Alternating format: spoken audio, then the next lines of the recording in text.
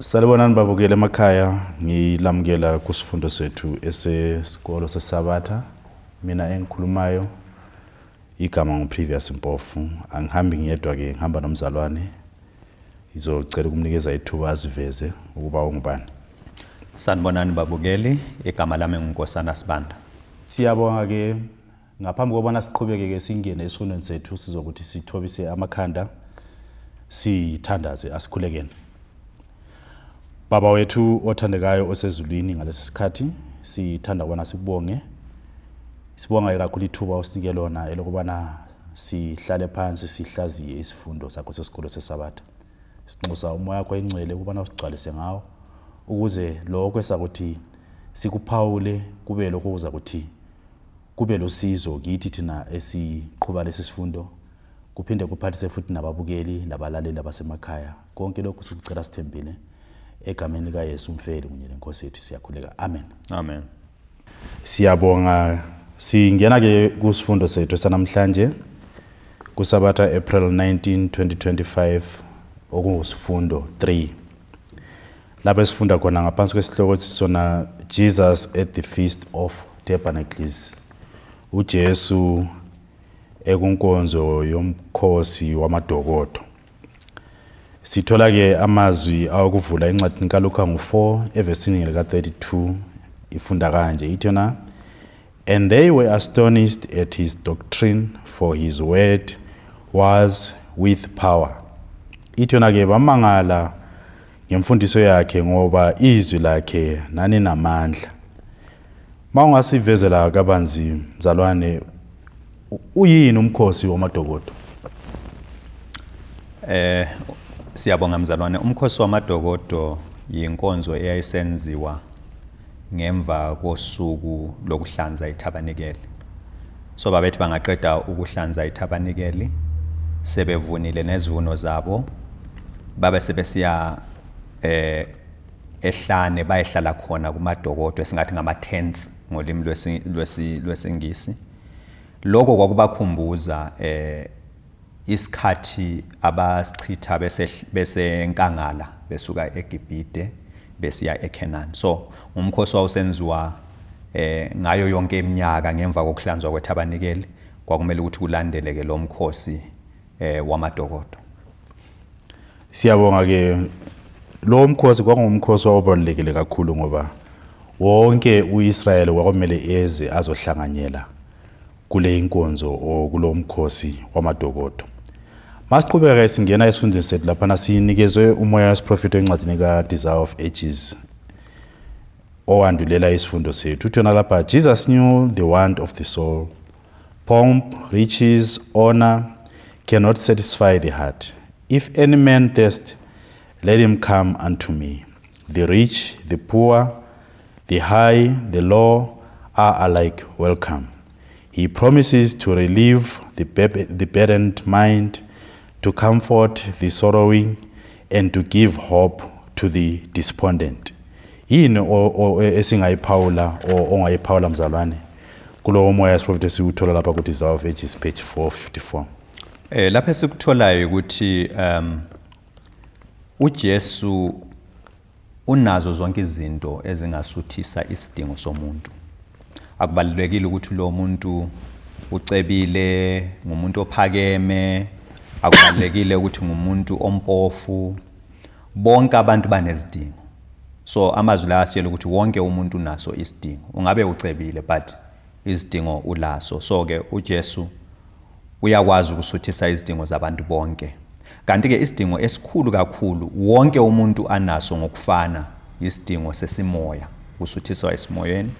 So into uJesu ayibalulekisa kakhulu ukuthi asisuthise esimoyeni ngoba sonke siyizoni, siyamdinga, simpofu uma kusiza ezintweni zesimoya. So ke uJesu unako konke okungasuthisa uma kusiza ezintweni zesimoya. Amen. Okunye sikuthola lapha ukuthi abantu bonke ababezohlanganyela kulo mkhosi wamadokodo kwakuzinhlobonhlobo cishe zonke zabantu. Abantu abacebile ngokwezinto zasemhlabeni, nabantu abaswelayo ngokwezinto zasemhlabeni. Kukanti ke bonke futhi benesidingo sakomoya. So kwakumele ukuthi amaqula o amaqela abantu bonke kungakhethekile ukuthi umpofu noma unothile noma uyahlupheka wonke umuntu wayevumelekile ukuthi eze azohlanganyela kulo mkhosi. Manje siqala singena ke esifundweni sethu kusigaba sika number 1 sivezelo lapha ngempilo yasekhaya ekaKristu. uKristu uke waba ngumntwana naye wakhula ekhaya njengoba sinawo abantwana bekhula emakhaya ethu. So ke sakuthi sizwe kafishane ngempilo kaKristu yasekhaya o yangekhaya. Sithola umbuzo wethu oqala lapha na uthi na what serious challenge did Jesus face in his own home? Inkinga bani noma luhlupho bani uKristu athi abhekana lalo lapho ekhula ekhaya lakubo? Sithole ke impendulo lapha na kuJohane ngo7 evesini lika 5 mhlawumbe singayifunda ithona ke for neither did his brethren believe in him. So ke mawungaphawula mzalwana iyiphi inkinga uKristu abhekana layo kumpilo yakhe yasekhaya o yangekhaya? La sithola ukuthi uJesu waba nenkinga enkulu kakhulu ngenxa yokuthi abafowabo babengakholwa kuye njengomesaya. So abafowabo laba ngobani? Babengabantwana bakaJosefa. So la esikutholayo ukuthi uJesu wayenabafowabo abazalwa nguJosefa. So laba abafowabo babengakholwa ukuthi uJesu ngumesaya. Kanti ke siyafunda futhi ukuthi uJesu kusukisela emncane eseseleminyaka yobuntwana waba ngumuntu okwazi ukuzimela maqondana nentando kaNkuluNkulu. Kuthiwa ngisho ukuhlonipha abazali bakhe kwakungeke kumsuse ezweni likaNkuluNkulu. Yes. So ke njalo akazange afuna ukwamukela izinto ezazikhulunywa ngoRabi labafundisi ngaleso sikhathi. Lokho kwenza ukuthi abafowabo bacabange ukuthi no uba ngumuntu onohlubuko ongahloniphiyo ongafuna ukwamukela imfundiso yalabo abazizibhalo ngoba babengamthathi njengomuntu oyazi izibhalo. So iluhlupho abhekana nalo kakhulu uJesu emzini wakwabo. So ke siyathola ukuthi ke abafowabo behleli bekhula naye ekhaya abazange bamzwisisa noma bamamukele ukuthi uYesu ungubani? Ungumesaya. Nanoma indlela ayeziphatha ngayo ebonisa ukuthi ngumuntu owazi izibhalo kibo ayizange yasebenza ngoba babe nomqondo ukuthi umuntu kwakumele ahambe ayefunda ezikolweni zabobani zaboRabi labo ababebhekwa njengabafundisi bezwi likaNkuluNkulu o abafundi bezwi. Kodwa ke noma kunjalo sithola uJesu ekhula eziphatha ngaleyo ndlela eyisibonelo sokuthi ungumuntu olandela ini umthetho kaNkuluNkulu. Abafowabo ikakhuluma ngasifunda lapha ku Desire of Ages page ngo86 siyafunda ukuthi babe lokhu behlele emqondweni ukuthi kumele baphakamise noma kukhuliswe ini amasiko ukudlula inkolo okudlula izwi likaNkuluNkulu. Lokho ke uKristu yena ayengazange akuphakamise wayephakamisa umthetho kaNkuluNkulu ukudlula ini amasiko. So lokho yiko okunye okwamenza ukuthi angaboni ngaso linye nabo abafowabo beze begcina besiba ngabantu abanganjani abangamthandi ukufundisa kwakhe bengathandi ukwenza kwakhe bengamnaki ngaleyo ndlela okwamele ukuthi bamphakamise ngayo njengomuntu ongubani ongumesaya. And okunye futhi sithola ukuthi wabamangaza uKristu ngolwazi ayenalo nanoma engazange ahambe ayefunda kuzikolo zaboRabi kodwa ke wayehlala etempelini afunde aphikisane nabo abafundise futhi. So ke konke lokhu kwamenza ukuthi bangamzwisisi. Angazi ukuthi kukhona yini okunye mhlawumbe mzala nongaphawula gcwalisa. Kukhona uJesu uba isibonelo kithi sonke. Njengabazali kumele ukuthi sifundise abantwana bethu ukuthi bakwazi ukuzimela makusiza enkolweni. Kangangokuthi even sebengasekho duzane nathi bayakwazi ukuyimela inkolo ngoba laba sifunda ukuthi uJesu waqala ukuzimela esesengumuntu omusha. Exactly. Akazange influencewe ngabafowabo abazanga influence ngiyathemba ukuthi uJesu wayedlelana labanye abantwana beage yakhe abayintanga yakhe abazange babe nomfutho omubi osusa uJesu ekwenzeni intando kabani kaNkuluNkulu. So ke i-challenge ebakhona kithi kakhulu njengabazali ukuthi kambe abantwana bethu siyabaqeqesha ebuncaneni babo okokuthi bayakwazi ukuthi bazimele even thina sinjani singekho. Yes, bangaze bathathwa ngumfutho walabo abangayazi intando kaNkuluNkulu. Amen. And okunye esingakuphawula kulaphana ekugcineni ku second paragraph uthi yena ke they knew that he had not received instruction from the wise men njengalokho sike sabalisa ekuqaleni, yet they could not but see that he was an instructor to them. They recognized that his education was a higher type than their own, but they did not discern that he had access to the tree of life, a source of knowledge of which they were ignorant. Zamuthi ngize kunkulumo oyiphawulile eyokuthi abazali kumele baqeqeshe abantwana ngendlela yokuthi bakwazi ukuthi bazimele. Even bazimele bebodwa bona nobani noNkulunkulu abazali benjani bengekho. uKristu wakwazi ukuthi aziphuzele yena ngokwakhe kumthombo wokuphila oyini oyizwi likaNkulunkulu ukuze athole ulwazi lolo oludlula olabafundisi ababehambile bayalufunda ezikolweni. So ke sidinga ukuthi nathi sifundise abantwana ukuthi babe ngabantwana abakhula bafane noKristu bakwazi ukuthi banjani bazimele. And ngaphezulu kwalokho osokubizela ukuthi nathi njengabazali sidinga ukuthi sibe nolwazi olunjani olwaneleyo ukuze sinikeze abantwana bethu ulwazi futhi olwanele ngokunjalo. Siyadlula lapha nathi siya ku number 2 or isigaba sesibili esikhuluma ngamadodana kaJosepha wona lawo esifunda ngawo ukuthi bangabafowabo bakabani bakaKristu. Sinikezwe ke umbuzo lapha uthi nayo, what suggestion did Christ's brothers make to him in anticipation of the annual feast? Bebheke ke ukuthi ngoba umkhosi wamadokodo uyasondela, inkulumo bani abayiletha kuKristu malungana omaqondana lalo umkhosi wamadokodo? Bebheke ulwazi uKristu anjani alalo, bathini kuye? Yebo, lapha sithola kuJohane ngo7 verse 3 to 4 abafowabo bathi kuye, kungani ungasuki uye eJudiya ukuze abafundi bakho babone imisebenzi oyenzayo? Babe sebesithi akukho umuntu ongayenza lemsebenzi ensitha ecashile kodwa kumele ukuthi azibonakalise kubantu uma eyenza lemsebenzi kumbe uma ezibonisa emhlabeni. Uthi uma uyenza lemsebenzi zibonise kuphi? Ezweni.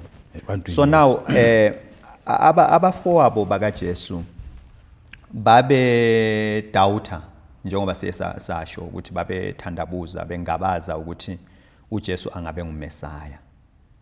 So ke le inkulumo yabo yayikabili. Okokuqala babefuna ukuthi uJesu mayezibonakalisa baziphakamise ukuthi umfowabo wenza ini izimanga lezi. Okwesibili babe sazi ukuthi uJesu kungenzeka angayenzile imangaliso kodwa babefuna ukumthiya njengomuntu ophikisana nabaholi bebandla ngaleso sikhathi. So ke abafowabo bayamtrepha ukuthi ahambe ayezibonakalisa. Kanti ke sifunda ukuthi uJesu isimilo sakhe sasingasimilo sokuzibonakalisa. Wayengumuntu ozehlisile, engumuntu ophansi. Wayengafuni ukuthi enze izinto ezazizomenza azibonise njengomuntu onjani oziphakamisayo, ophakemeyo. So yonke imisebenzi ayenza uJesu wayesenza imisebenzi emenza abe phansi. You know, ne-appearance yakhe, ukukhuluma kwakhe, ukugqoka kwakhe, nabantu ayedlelana nabo, wayethanda ukudlelana nabantu abaphansi kakhulu. So ke uJesu wayengeza kavumelane nokuthi ayezibonakalisa, enze imisebenzi yakhe ukusatisfy curiosity yabantu, azibonakalise yena njengenkosi. Yes. So ke bathi njengoba unolwazi oluphakeme kangaka why ungapi eJudea njengoba kuzoba khona umkhosi wamadokodo uhambe uyebonisa abantu ukuthi ungumuntu ololwazi olunjani oluphakeme. Of course njengoba uchazile o njengoba uyawaphawula ukuthi lokho babekwenza hayi ngenhloso enjani enhle babefuna nje ukuthi bayeqhathanisa uKristu nabapriesti naborabi nabafundisi ngoba indlela ayeza kwenza ngayo uKristu kwakuzobe kuyileyo mhlawumbe enza aborabi nabapriesti babuke bengabantu abanjani abaphansi yena uKristu abe ngumuntu onjani ophakeme. Masiqhubeka lapha nasisiya ku B uthena ke lapha describe the problem that has always been faced by the meek. Abantu bakaNkulunkulu abamnene kuso sonke isikhathi kusukela ekudatshulweni komhlaba bahleli bengabantu abanganjani abangathandeki o abangamkeleki ebantwini. Kungani? Lapha sithola ukuthi abantu abamnene abamkeleki ngoba abafuni ukuzibonisa. That's one thing. Abantu abaningi abaziphakamisayo bafuna udumo lunjani luze kubo. Yes, so bafuna udumo luze kubo. So that is why uzothola ukuthi abantu baziphakamisa bafuna ukubonwa. Umuntu mhlawumbe unemali ufuna ukuthi umhlaba wazi ukuthi unemali ukwenzela ukuthi udumo lunjani luze kuye loyo muntu. So abafowabo bakaJesu nabo babe nemizwa enjalo. Babefuna ukuthi kubonakale ukuthi uJesu uyinkosi ukuze bona babe nokuphakama. Because into ababecabanga ukuthi uJesu uze uzo establisha umbuso o temporary emhlabeni. And mabebhekile babe zibona beku vantage ground because bangabafowabo bakaJesu bayazi ukuthi bazaba nezikhundla eziphakemeyo and that will exalt them kubaphakamise uyabona. So siyafunda khona phana kulokho zen ku Acts of the Apostles ipage 451 ukuthi uthi bathukuthela bazonda kakhulu ngoba kunokuthi abeke isihlalo esombuso walo umhlaba uKristu wayethe waziveza ukuthi uyisinkwa sani sokuphila. Amen. Kuthiwa khona balahlekelwa ithemba, they were greatly disappointed nxa bebona abanye abafundi bemflathela uJesu. Siyakhumbula kusifundo esidlulile abanye abafundi abayi70 benze njani bamshiya uJesu. Kuthiwa khona laba bafowabo baba disappointed kakhulu kubona abafundi bemflathela nabo benze njani bamflathela uJesu bangafuni ukuthi benze njani bamlandele. Why? Ngoba uJesu wayengafuni ukuzokwakha umbuso ozobonwa ube nodumo emhlabeni. Umbuso ayewakha ngumbuso wakomoya. Bakubona lokho enda kubaphathanga kahle because akuhambelani nokuziphakamisa. So ke uhlupho olukhona ngabantu abafuna ukuzehlisa ukuthi abathandwa bazozondwa kwezinye isikhathi bashushiswe ngenxa yokuthi bona abafuni ukwenza njani ukuziphakamisa. Amen. Kuyisifundo esihle kakhulu enthemba ukuthi sizana kithi sonke futhi esokuba masi ngabantu abathe bathatha indlela yokulandela uKristu asimelanga sibhekele ukuthi sizahlala singabantu abanjani abathandwayo. And futhi kwamele kuvele kithi kube obala futhi ukuthi ngokulandela uKristu kukhona ama challenges esizabhekana lawo from time to time. Awukungathandwa ngumhlaba, awukuzondwa ngumhlaba, awukufisela izinto ezingekho zinhle yini ngumhlaba ngoba bebona indlela esinjani esithathayo ukuthi ihlukile ayinjani ayifani neyabo. So ke konke lokhu mangaka kusenzeka akumelanga kusimangaze. Kodwa ke kwamele kusikhuthaze futhi ukuthi siqhubeke sibonisa ukuzithobisa njengoba uKristu kanjani wasithobisa. Ngoba sisazi ukuthi thina uKristu akasilungiselelanga umbuso wakona lo mhlaba njengalokho abafowabo babenjani babebhekele, kodwa usilungiselele umbuso ongcono olikhaya la kuphi lasezulwini oyifa lombuso wempilo engunaphakade. Yes, ukungeza khonapho njengoba usisho abantu bakaNkulunkulu izikhathi eziningi abasoze babonakale bephakeme. But kuba khona iphutha esilenzayo lokuthi siyazama ngamandla onke ukuthi sibe sesimweni sokuphakama sibonakale. Kwesinye isikhathi abanye abantu abanayo ingcebo. Balwise ngamandla ukuthi babe nayo ingcebo, bakhohle ukuthi no, but vele abalandeli bakaKristu iningi lapho abasoze babe nakho ukuthi baphakame, babe nenhlalo enhle emhlabeni, bazamele bahambe emanyathelweni kabani enkosi yabo, you see.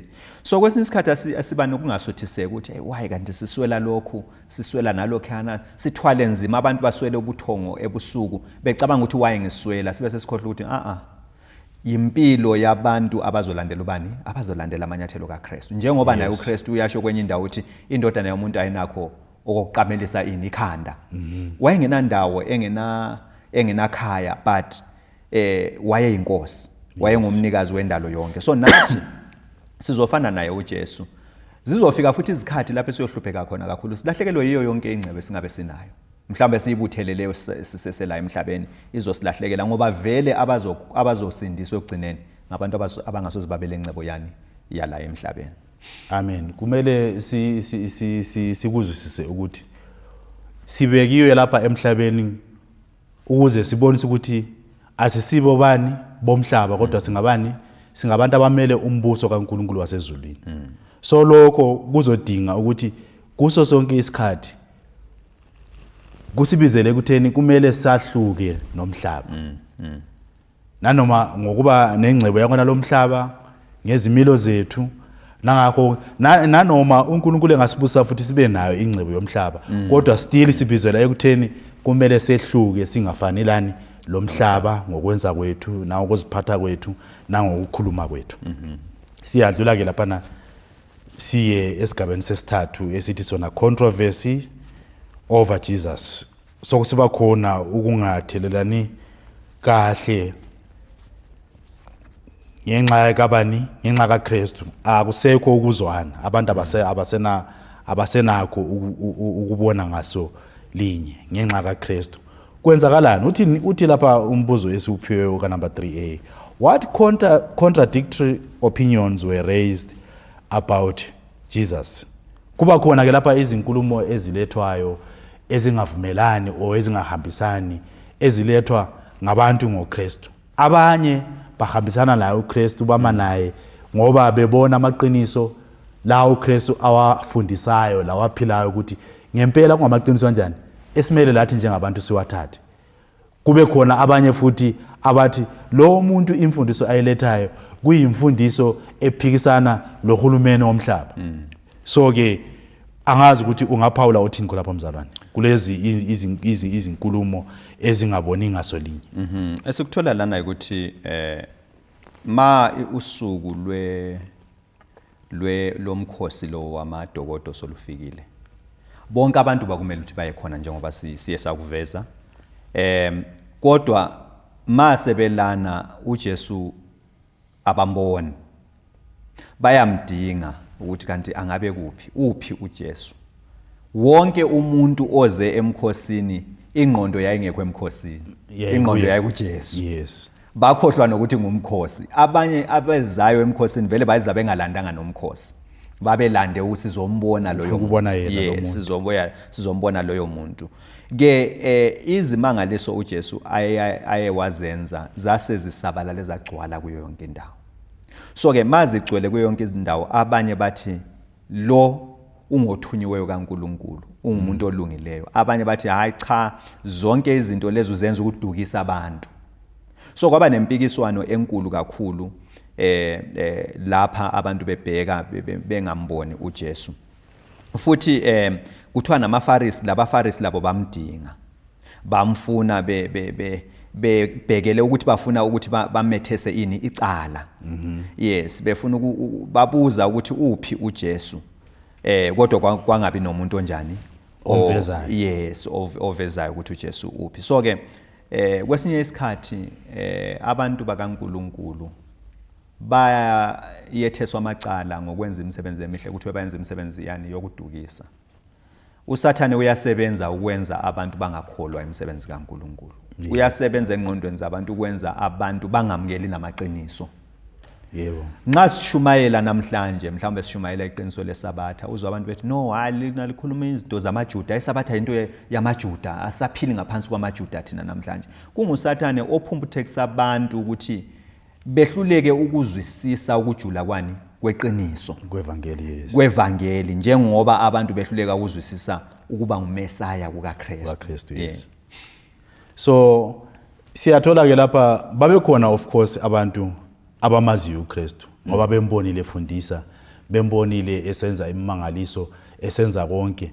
Nanoma bembona ukuthi ukhona phakathi kwabantu abazange bathanda ukuthi banjani bamveze ukuthi hayi bamkhombe ngomunye mhlawumbe ukuthi hayi nangiyana ulaphana ngoba babezama ukuthi banjani bamvikele angalinyazwa.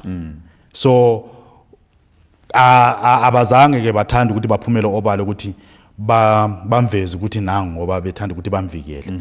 Kodwa ke mangase sibuya lapha esigabeni sesibili bemfihla bona uKristu simthola weza njani uyasukuma uya ku pulpit uyasukuma uyaphambili uyaziveza ufika ukukhuluma thini uKristu uJesu ngoba uJesu wayefunda ingqondo zabantu. Yebo. So konke abantu ababekucabanga ngaye nempikiswano ababenayo ngaye wayeyazi. Yes, wayebaza abantu. So uJesu ma esuka lapho uyabatshela ukuthi imfundiso engiyifundisa akusiyami. Kanti ke ngingakafiki lapho kuthiwa uJesu wafundisa ke. Bamangala ngemfundiso ayenjani ayefundisa. Yes, bamangala bathi umuntu lo ukhuluma kanjani lezi zinto angayanga kuphi esikolweni. Exactly. uJesu uyabaphendula uthi no imfundiso engiyifundisayo akusiyami ngiyaloyo onjani ongithumile. Yes, abe sesisho uJesu ukuthi loyo ozokuthi azi intando yakhe uzokwazi futhi nemfundiso kaNkuluNkulu. Uzokwazi ukuthi whether le mfundiso engilethayo ngeyami kumbe kabani ngekaNkuluNkulu, whether ngiyazikhulumela kumbe ngikhuluma amazwi kabani kaNkuluNkulu. So abantu uthiwa bamangala kakhulu besizwe imfundiso kaKristu bathi bona umuntu lo ukhuluma ilizwe lamandla kakhulu. Amen. So ke la siyabona ke ukuthi uJesu wazibonisa ngazo zonke izindlela ukuthi ungumesaya but abathandanga ukuthi bamukele kuba ngumesaya kwabani kwaJesu nangelizwi even be convinced ukuthi umuntu lo indlela akhuluma ngayo akusi ordinary person, ukhuluma ngendlela enomehluko from kuloko eseyasikuzwe, but inhliziyo zabo zaqhubeka zinjani zisoma ngamandla. Yes. So indlela uKristu afika akhulume ngayo njengoba uPaulile ukuthi uyasho ukuthi ngoba ngilapha ngoba ngizile emhlabeni angizange ngafundisa eyami imfundiso kodwa ngizefundisa imfundiso yalo ongithumile ongubaba onjani osezulwini. Just ngaleyo nkulumo yahle yabonisa ukuthi uKristu akazange athanda ukuthi azibuthele udumo lonke luze kuye ukuthi yena sokumele yena kube nguye okhonzwa ngabantu, sokumele kube nguye ophakanyiswa ngabantu oalandelwe ngabantu. Kodwa ke yena wazama ukuthi avezele abantu ukuthi ulapha njengesithunywa, ufana nomuntu ophathisiwe ukuthi athathe umyalezo othile awundlulisele kuphi ebantwini. So nangendlela futhi afundisa ngayo njoba uke waPaula ukuthi indlela afundisa ngayo, indlela akhuluma ngayo, wakhuluma ukudlula lokho orabi ababenjani ababekwenza. Yes. Kwaze kwamangaza ngitsho labantu ukuthi lo muntu indlela akhuluma ngayo ihlukile, ayifani nalezi nkulumo esizijwayeleyo esizizwayo ukusakwani kwamalanga. So ke kwambonisa ukuthi uKristu indlela afundisa ngayo iqinisekisa inkulumo ayikhulumayo eyokuthi akazanga lapho ukuthi azosifundisela okwakhe kodwa uza njengomuntu onjani othunyiwe. Enthemba ukuthi ke kuyisifundo futhi esihle esiza ngitsho la kithi namhlanje ngoba singabantu abangabafundisi bezwi likaNkuluNkulu. Manga sifundisa kwamele siveze ukuthi sifundisa lokho esinjani esikuyaleziwe. Akumelanga sifike ezingeni lokuthi sizifundisele eyethu imfundiso ezagcinisenza ukuthi ekugcineni sizibuthele abethu abalandeli. Kodwa ke sidinga ukuthi sifundise imfundiso leyo evela kubaba wethu osezulwini ezakwenza ukuthi abantu mabebona thina bangaboni thina kodwa babone abantu abayini abayizithunya zezwi likabani likaNkuluNkulu. Yes. angazi mhlawumbe kukhona okunye othanda ukuphawula yes ngithanda ukugcizelela khona lapho ukuthi abafundisi beBhayibheli kumele sifundise amazwi angasiwethu kodwa amazwi kaNkuluNkulu. Yebo. Ngeke ngaba nethuba lokuxoxisana nomunye udade kuleli viki elidlulileyo. Sixoxa ngeBhayibheli. Uthi yena kimi mina ngithanda ukuxoxa ngeBhayibheli ngoba masixoxa ngeBhayibheli abantu bafuna ukuthi umuntu ayamukele lokho yena akwazi yokwakhe. Yes. Ngase ngithi hayi mina angisoze ngifuna ukuthi uyamukele okwami. Mina ngizafuna uyamukele lokho kushiwo izwi likaNkuluNkulu. Yes. Njalo angisoze ngikubambe ngamandla ukuthi ukwamukele ngoba izwi ayisilo lami. Izwi ngelikaNkuluNkulu nguye oconvince abantu, oconvict abantu ngomoya wakhe ukuthi bamukele lokho kwezwi lakhe. Yes. Ungambona sengisithi nguforsa ukuthi uyamukele izwi engilisho kuwe, ngubamba ngamandla then ukuthi ayisilo lezwi likaNkuluNkulu. Sengisho songokwami. Yes. So umuntu okhuluma ilizwi likaNkuluNkulu akasoze abambe umunye umuntu ngamandla ukuthi alamukele. Ngisho naye uJesu akababambanga ngamandla abaFarisi ukuthi bamukele into ayekhuluma. Yes. Wayekhuluma abayeke benjalo mabefuna ukwamukela bazokwamukela mabengafuna ukwamukela kanjani abasoze bamukele. So indlela nathi okumele ukuthi sisebenze ngayo ukuthi nanxa siyabe sihamba lapha esishumayela khona asingazikhulumela izwi lethu njalo abantu mabesala ukwamukela imfundiso esinayo sibanikeza yona asingababambi ngamandla ngoba kuthiwa khona izwi leli lizoba ibufakazi alisho ukuthi lizothola bonke abantu. Lizoba ibufakazi abantu bazi ukuthi balizwile bahlulelwe ngalo ukuthi balamukele kumbe balamukelanga kuzosalela bona labantu. Thina laba siphiwe an object lesson eyomhlanyeli. Umuntu ophuma ahambe ayetshala imbewu ayigqibele emhlabathini ukuthi kwenzakalani ngaphansi komhlabathi kazi lutho.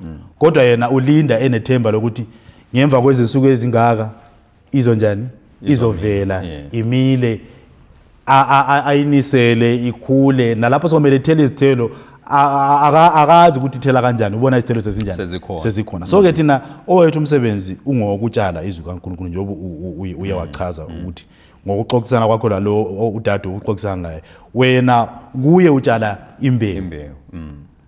Awunake ukuthi izomela kanjani o izathini kodwa wona umsebenzi wokwenza kanjani ngokutshala. uKristu naye watshala imbewu ebantwini bonke waze wayetshala ngitsho nakubaphathi aborabi abaFarisi kanjalo ukuthi ilo nalo oyamukelayo amukele ini impilo ngunaphakade. Siya esigabeni sika4 lapha nasesiya ekugcineni uthi yena ke hatred against the holy one. Sithola ke sokusiba khona inzondo ebhekiswe kuye uKristu njengongcwele. uKristu ke lapho mangayefunda izinhliziyo zaborabi nabaFarisi ebona okungaphakathi kwabo okusembilini yabo ubabuza umbuzo othini. Unombuzo ababuza wona uKristu ubabuza uthini? uJesu uyababuza umbuzo ukuthi kambe uMose walinikeza umyalo kodwa akukho noyedwa wena onjani olandelayo ungani lifuna ukwenza njani ukungibulala. So ke uJesu njengoba ushilo wayefunde izinhliziyo zabo babeceba ukuthi benze njani bambulale. So babezibeka esimweni sokuba ngabaphuli bomthetho. At the same time bona babe accuser uJesu ngokuphula ngongagcina umthetho but bona nabo babonakala benjani bengawugcina bewuphula umthetho ngoba bafuna ukumbulala uJesu. So ke uKristu uzama ukuthi abavezele ukuthi wona lo umthetho elizama ukuthi limbeke icala ngawo ukuthi kangulandele nani litholakala linjani lingawulandeli ngokufana njengoba uPaulile ngoba kumanje liceba ukuthi lenza njani lingibulale. Uyazama ukuthi abavezele ukuthi uyakwazi nokufunda lokhu okusembilini ezinhliziyo zabo. Kodwa ke kunjalo still baqhubeka benjani besiya phambili ngecebo lapho. Siya lapha na kuB sithola impendulo yethu kuJohane ngo7 evesini lika 20 kusiya ku23 kahle kahle vele isifundo sethu siyamele kusona isahluko sesikhombisa esikabani esikaJohane. Uthela lapha in their response to Christ ngoba uKristu sebabuzile ngomthetho abawunikezwa nguMose. Of what did the rabbis accuse him and how did he respond?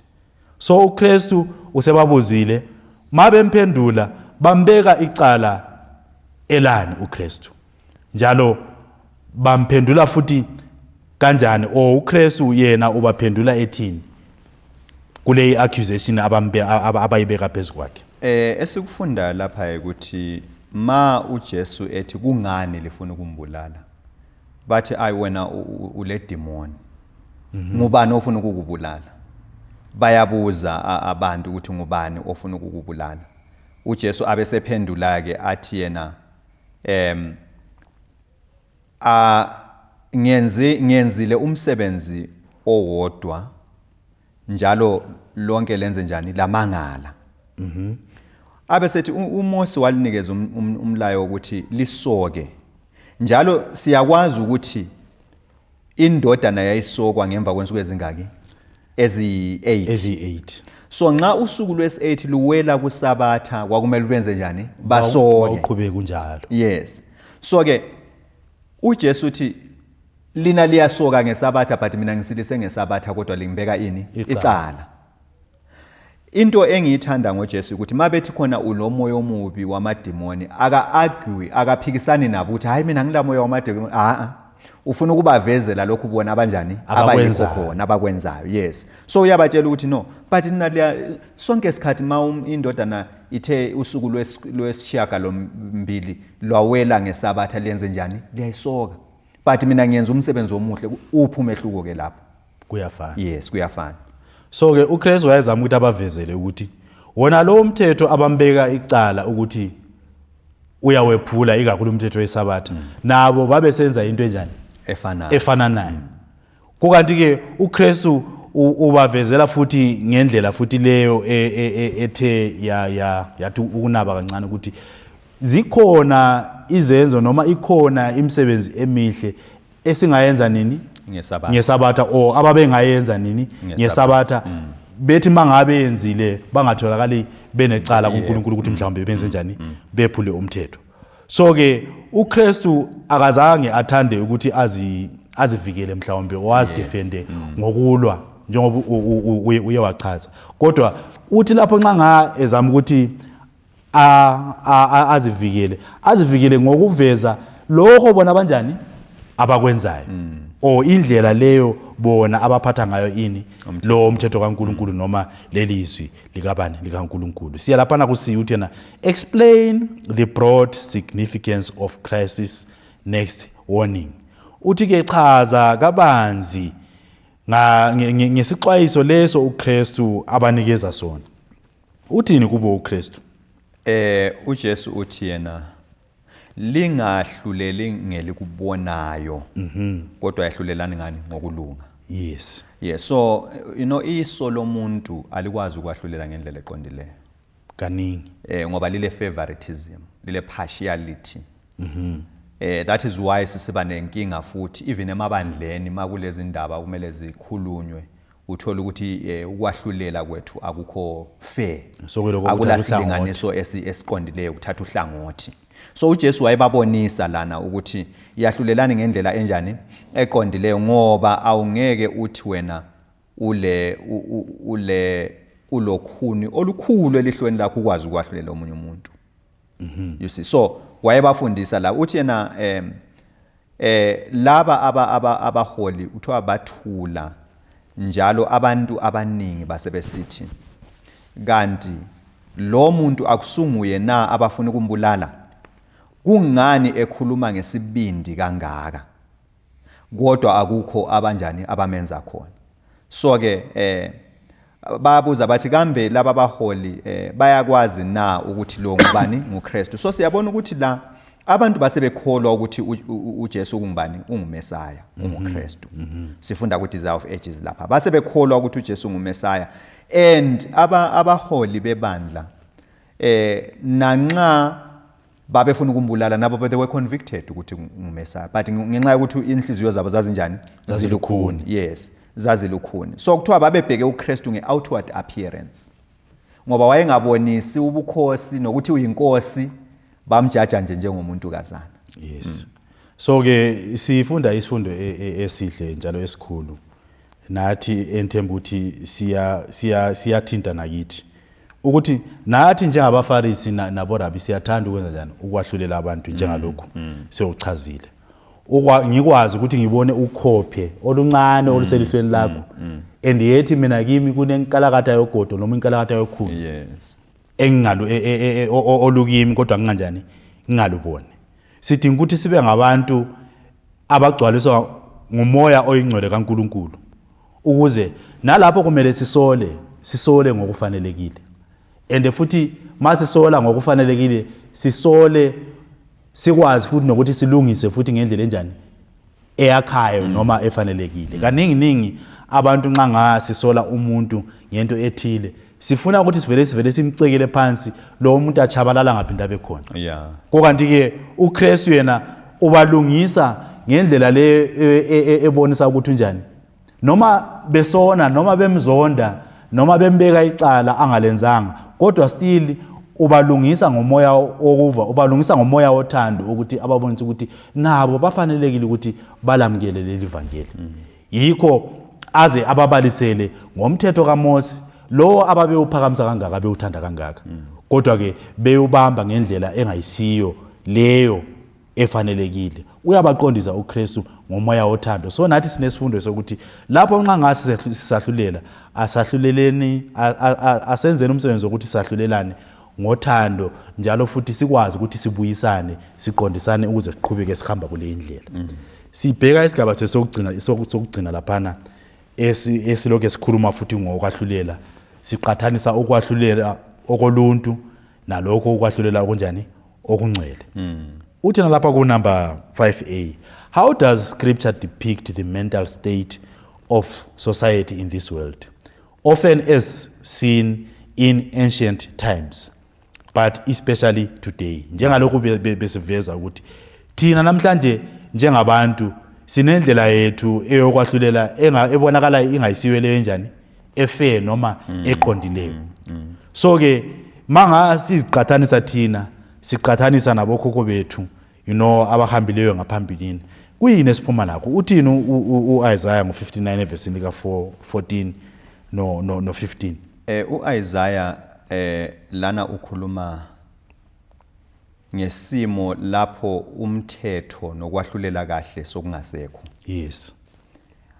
Abantu sebesebenzisa indlela ezimbi zokwahlulela. And lokho siyakubona emhlabeni ngoba umbuzo lapha usibuza ukuthi ku society namhlanje emhlabeni kwahlulelwa kanjani. So ke siyabona ukuthi namhlanje banenge abantu abaphandle bezihambela free kodwa benamacala. Banenge abantu abangaba semajele beboshiwe kodwa bebekade bengenani benganamacala.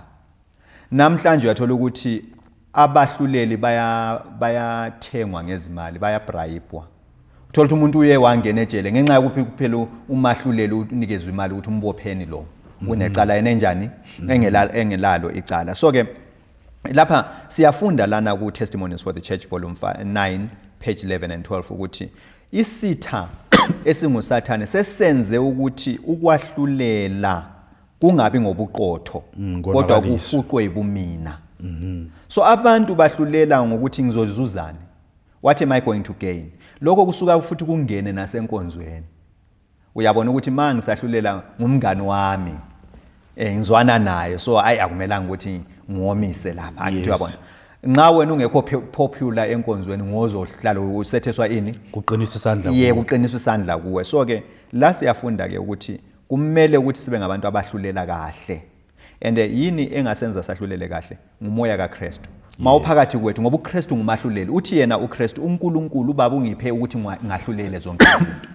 So nxa loyo moya womahluleli ubusa inhliziyo zethu siyakwazi ukusolve ama problems ngendlela enjani efanelekile engela kukhetha engela kucikela abanye abantu phansi kodwa ngendlela leyo esuthisa umthetho kaNkulunkulu. Yes. And kaningi thina njengabantu sahlulela ngalokho kwangaphandle sikubonayo. Nakhona futhi sithi sikubonile khona kwangaphandle mhlawumbe kusinikeza ubufakazi obeneleyo njengoba uPaulile. Sahlulele ngokungafanele ngoba mhlawumbe umuntu olecala kungubani kungumngane wami owayesondelene nami. Nalo ongenacala ngoba singamthandi simahlulele ngendlela engafanele ukuthi simethese icala yena bekumela kanjani akhululwe. So ke sibuyela enkulumeni okwaye Paul ukuthi sidinga ukuthi sinxuse amandla kaMoya oNgcwele Yes. angene ngaphakathi kwethu ukuze ekwahluleleni kwethu sahlulele ngalokho okunjani okufaneleyo njengalokho uKristu ebeza njani Ebezehlulele. ebeza ukuthi ahlulele. Uthi nalapha ku B, amid the turmoil, why can we trust the ways of God? Siphakathi kwesiphithiphithi. Kungani kumele sethembe noma silandele izindlela zikaNkuluNkulu? Uthini uIsaiah malungana nemicabango yethu? Lana sifunda ukuthi Nezindlela zethu. uIsaiah 55 verse 8 to 9 uthi yena izindlela zikaNkulunkulu, imicabango kaNkulunkulu akusimcabango yethu. Nezindlela zethu asizozindlela zikabani? Zakhe. Uthi yena imicabango yakhe iphakeme ukudlula amazulu. Nezindlela zakhe ziphakeme. So ke kumele ukuthi kukho konke esikwenzayo sithembe kuNkulunkulu. Futhi kumele ukuthi sizwisise ukuthi thina singabantu ababunayo nje, abantu abaphansi. Asingeke sifinyelele ukuthini sazi ukucabanga nokwahlulela ngendlela enjani eqondileyo. Kumele siqhume kuloyo omcabango yakhe iphakeme kule yabo bani kule yethu. Yes. So kukho konke esikwenzayo kufanele ukuthi sincike seyame kubani kuNkulunkulu ukwenzela ukuthi zonke izinto esingabe siyazenza zibe ngezilandela ilizwi likaNkulunkulu. Singalandela ama-traditions, ama-cultures abantu agcine esisusa futhi ezwini likabani likaNkulunkulu. But izwi likaNkulunkulu kuyimicabango yakhe. Asinikeze yona ukuze siyifunde sinjani, siyizwisise, sazi lokho akuthandayo. Liyiguide yethu. Lona lelo lizwi, yona leyo mcabango athi imicabango yami iphakeme ukudlula amazulu. Yilelo lizwi asinikeze lona, yilo lingimicabango yakhe. So liyiguide yethu ekuthini senze yonke into esingabe sifanele ukuthi senze njani, siyenze. So ke ngiyabonga kakhulu especially inkulumo oyelethayo ukuthi leli izwi sifana labantu abaliphathisiweyo. Thina nje singama sizitsha zokuliphathela leli izwi. Kahle kahle lona vele akusilo lethu lingeli kabani, lingeli kababa wethu ongaphi osezulwini. Yikho naye uKristu kwasekuqaleni makade siqala isifundo utshela aborabi, utshela nabantu bonke ukuthi yena uze uzofezekisa intando yalo njani omthumile. So ke nathi singaba nokuzisa okufana lo kaKristu ukuthi leli izwi siliphiwe nguye uNkulunkulu ukuthi simhambisele lona sizaliphatha ngendlela kabani yakhe. Njengoba echazile lapha kuIsaiah ukuthi indlela kaNkulunkulu iphakeme njengoba amazulu ephakeme kunobani kunomhlaba. Nemicabango kaNkulunkulu ngokufana nayo futhi nayo ijulile. Ijulile injalo iphakeme futhi ukudlula imicabango yabo bani eyethu.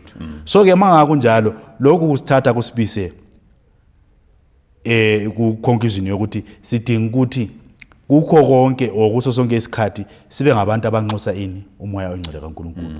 Ngoba umoya oNgcwele kaNkulunkulu mangase unxusile wangena ngaphakathi kwethu yiyoza ukuthi ube ngumchasiseli wezwi leli uNkulunkulu asiphathise lona. Ekwenzeni kwethu konke noma siyahlulela noma siyafundisa noma senzani njengalokho uKristu wenza sizakwenza konke ngobulungiso o ngendlela enjani eqondileyo. Kwangathi inkosi ke ingathi isibusise ngalesi sifundo esisifundileyo uKristu esiza kona lo mhlaba esiya emkhosini wamadokodo impilo yakhe eziphatha esekhaya enabafowabo njengoba lathi siphila sinabafowethu emakhaya indlela abantu abathi bamphatha ngayo bemplanela ukuthi bambulale yena indlela aziphatha ngayo laziveza ngayo ukuthi indlela enjani ende sifunde futhi nangendlela uKristu ahlulela ngayo nale thina esinjani esahlulela ngayo bese sisenza ke lokho uKristu akwenzileyo ngoba ekuhambeni kwakhe esemhlabeni uKristu asimtholi ngisho nangosuku olulodwa esahlulela kabi, asimtholi ngisho nangosuku olulodwa ekhuluma kabi, asimthola ngisho nangosuku olulodwa ebukela omunye umuntu noma abanye abantu banjani phansi. So ke manga singenza njengalokho uKristu wenza, of course sigcwalise ngomoya wakhe oNgcwele, kuza kwenza ukuthi ekugcineni umbuso lo owezulu uKristu awulungisileyo elungiselela bonke laba abazakuthi benze intando yakhe bese sikona lo mhlaba sizithole sisiya kudla ifa lalowo mbuso. Kwangathi ke inkosi ngathi sibusise ngithemba ukuthi nani babukeli nabalaleli emakhaya kukhona okuthile okuncane elithe lazithathela khona. Kwangathi inkosi ngathi ikufihle ezinhlizweni zenu kube yikho okuphawula izimpilo zenu okuqondisa izimpilo zenu ezemihla ngemihla ngelinye ilanga sitholakala sisiwa ngabantu abanjani abasindiswayo. Siza ukuthi ke ekubongeni ke lesi sifundo esibe naso sibe nomthandazo esizakuthi siuphiwe ngumzalwane.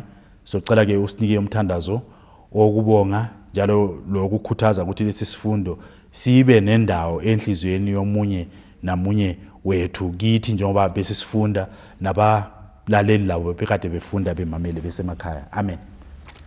Sizokuthi sivala amehlo sibe nomthandazo. Baba Nkosi engcwele siyakubonga ngesikhathi esihle osinikeze sona ukubana sifunde ilizwi lakho. Kuningi esikufundile kulesi sifundo sesikolo seSabatha. Sicela ukuthi uthumele umoya wakho ongcwele ukuze ugcizelele lokho esithe sakufunda ezingqondweni zethu. Sibuye sikwenze futhi ekuphileni kwethu kwansuku zonke. Sibusise futhi nakwezinye izikhathi masiyoqhubeka sifunda isifundo sesikolo seSabatha. Sibalulekise lezi zifundo zibe ligugu ezimpilweni zethu. Ngelihle igama leNkosi uJesu siyakhuleka. Amen. Amen.